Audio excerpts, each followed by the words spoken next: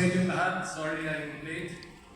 It's been a very hectic last few weeks as I just arrived from Boracay today because of the Open Swimming International competitions in Boracay, Southeast Asia, with almost 150 young athletes from the Southeast Asian region.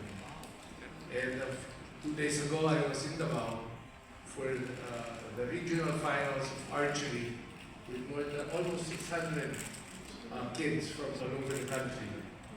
So I'm happy to be here. Congratulations, Mr. Charles Lim. I've known Charles since my Cebu days in the early 2000s. We've been doing sports tourism since year 2000. We both organized the Cebu Visitors and Convention Bureau, and we did some funny marathon with costumes and Queen City Run.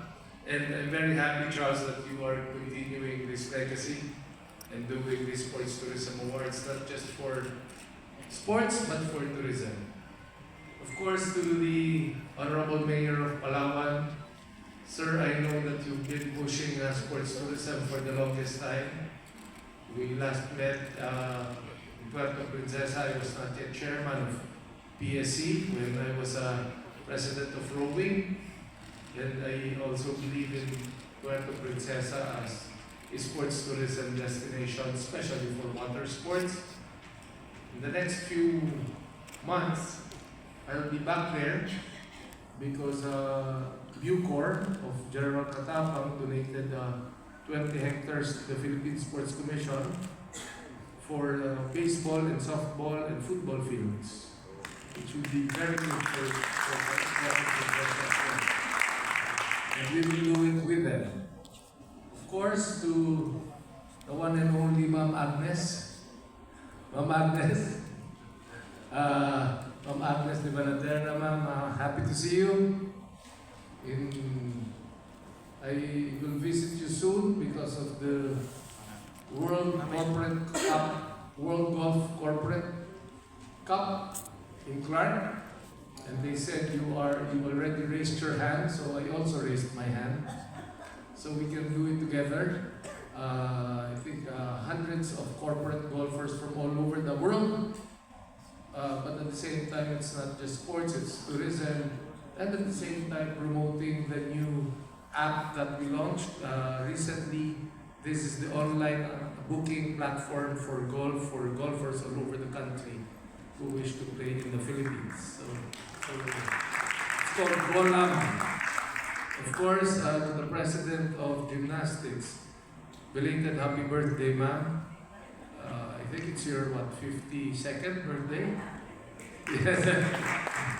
To Ma'am Cynthia, we've been together for so long in sports and in tourism, but the most memorable was when we were together when Kaloy Yulo won 2 gold medals in Paris, 15,000 people, only less than 15 Filipinos jumping up and down.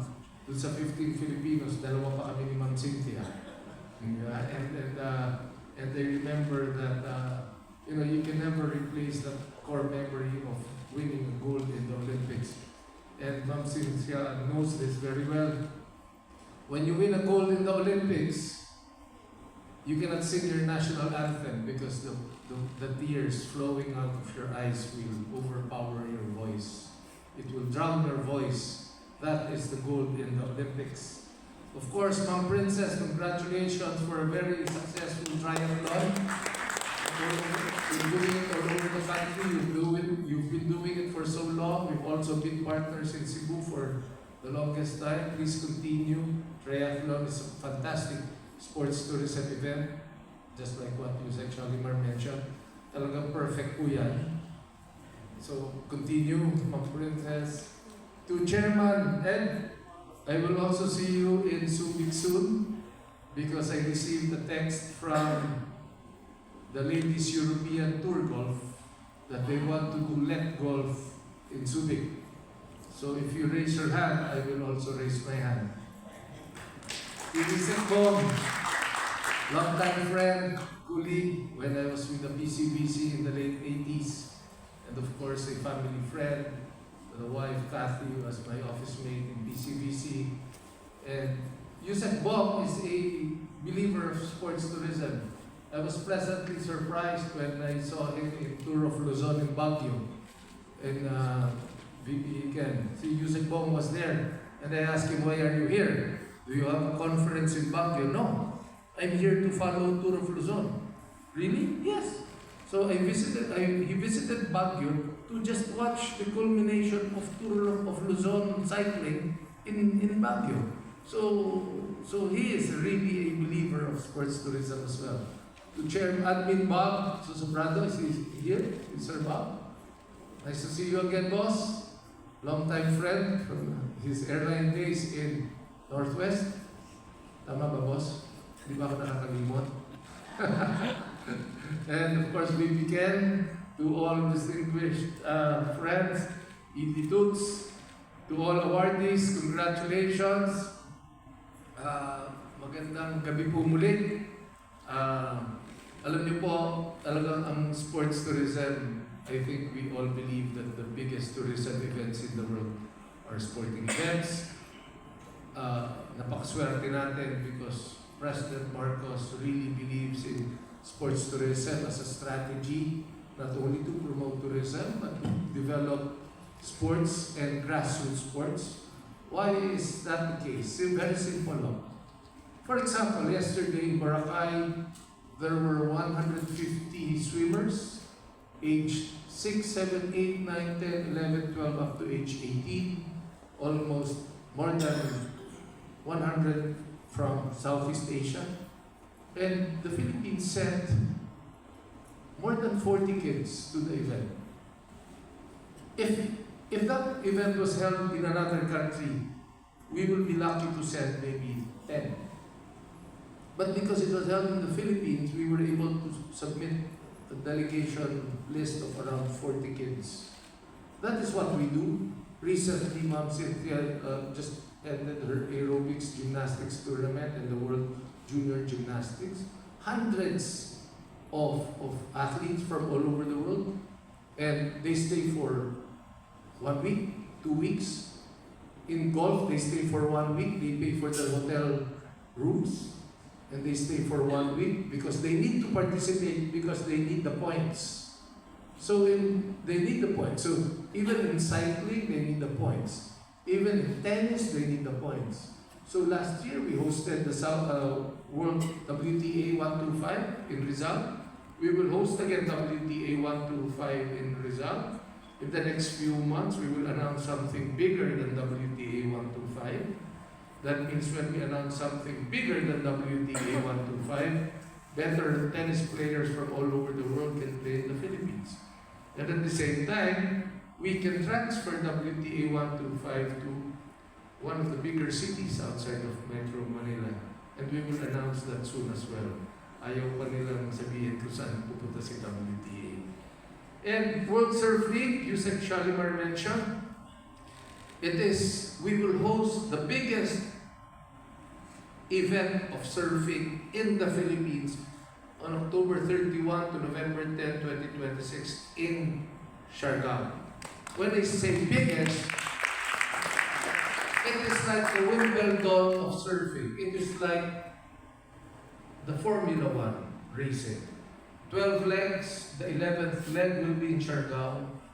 The best 40 surfers from all over the world. We will have 3 Filipinos on the special list because we are hosting. Otherwise, no Filipino can qualify because of the very tough ranking system. And we will host it. The country will spend $5 million for hosting it. But why are we doing it? Because it is televised and more than 200 million people watch it. That is why we host. And can you imagine when you have the top 40 surfers from all over the world saying, I am in Siargao, I'm in beautiful Siargao, staying for 2 weeks. And they pay for their own hotel. They pay for their airfare. That is unique. what is unique with sports tourism, if I may explain, is this. If the event is usually with ticket revenues, the host country usually pays for everything because you get millions of pesos in ticket revenues. But if it is an individual event wherein the country can showcase the destination and they win prize money, they usually pay for their own airfare and their own hotel accommodations.